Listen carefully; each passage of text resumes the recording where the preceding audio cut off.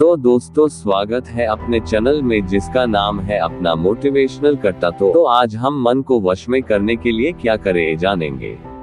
इस कहानी के पीछे को तर्क अगर आप समझ गए तो आपका मन काबू में हो सकता है। पहली बार जब इस कहानी को मैंने पढ़ा तो मुझे इसका तर्क समझ नहीं आया, लेकिन इसका भाव प्रेरणादायी है। एक बार महात्मा बुद्ध किसी नगर से गुजर रहे थे। बुद्ध की नजर एक कपड़े के व्यापारी पर पड़ी जो दुखी और हताश दिखाई दे रहा था। बुद्ध चलकर उनके पास गए और पूछा कि हे भांते, तुम इतने उदास क्यों हो? अगर तुम मुझे अपनी चिंता का विषय बताओ तो मैं तुम्हारी कुछ मदद कर सकता हूँ। कपड़े के व्यापारी ने बुद्ध को प्रणाम किया और उनको अंदर बुलाया।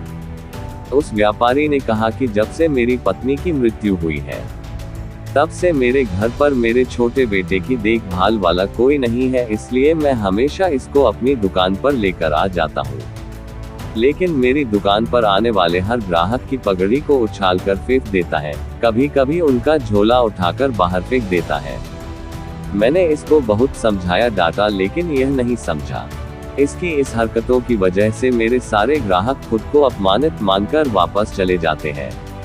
बुद्ध बोले, मैं तुम्हारी सहायता कर सकता हूँ, पर तुम मुख्य वचन दो कि मैं जो भी करूँगा तुम उसमें दखलंदाजी नहीं करोगे, ना ही कोई प्रश्न करोगे। व्यापारी बुद्ध को वचन दे देता है। अगले दिन बुद्ध एक पगड़ी पहनकर आए और एक ग्राहक की भांति आकर बैठ गए। व्यापारी का बेटा आया और बुद्ध की पगड़ी को उछाल दिया। महात्मा बुद्ध मुस्कुराए और कहा, बहुत अच्छा, जाओ उस पगड़ी को वापस लेकर आओ। वह बच्चा दौड़कर गया और पगड़ी लाकर बुद्ध को दे दी। अगले दिन बुद्ध एक कुल्हाड़ी और एक लकड़ी लेकर आए।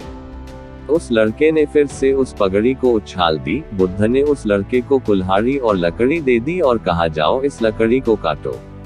व्यापारी को थोड़ा सा डर लग रहा था कि कहीं उसके लड़के को चोट नहीं आ जाए, लेकिन उसको अपना वचन याद था।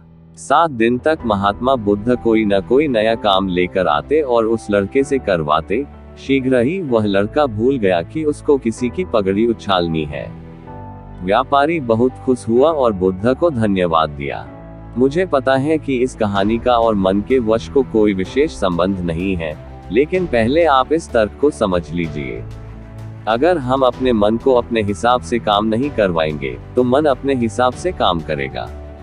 मन वश में हो सकता है यदि मन को हम अपने अनुसार चलाएं।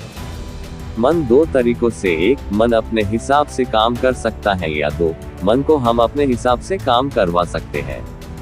बुद्ध से मिलने से पहले उस लड़के का मन और दिमाग अपने हिसाब अनियंत्रित रूप से काम कर रहा था, लेकिन बुद्ध ने उस लड़के को अपने अनुसार काम करवाए, जिससे उसकी आदत ही बदल गई।